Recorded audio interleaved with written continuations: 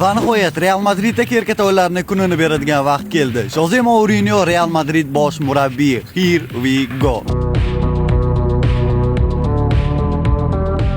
Bu haqda Fabrizio Romano e'lon qildi do'stlar. Jose Mourinho Real Madrid bosh murabbiyi sifatida keyingi mavsumdan ish boshlaydi. Real Madrid oxirgi turda Atletik Bilbao'ga qarshi o'z o'yinini o'tkazadi va shundan so'ng Arbeloa chamadanini yig'ishtirib sekingina Madriddan juftak rostlaydi va uning o'rniga Jose Mourinho keladi. Ma'lumotlarga qaraganda Marca nashrining xabar berishicha, allaqachon Jose Mourinho va Real Madrid kelishuvga erishib bo'lgan, shunchaki bu ommaga e'lon qilinmagan. Jose Mourinho hattoki yangi mavsum uchun rejalarni tuzayotgani, kimlar jamoadan ketishini ham belgilab qo'ygan. Endi buni yoz bo'yi kimlar ketishi, yana kimlar kelishi haqida batafsil ma'lumotlar olib birgalikda tomosha qilib boramiz do'stlar.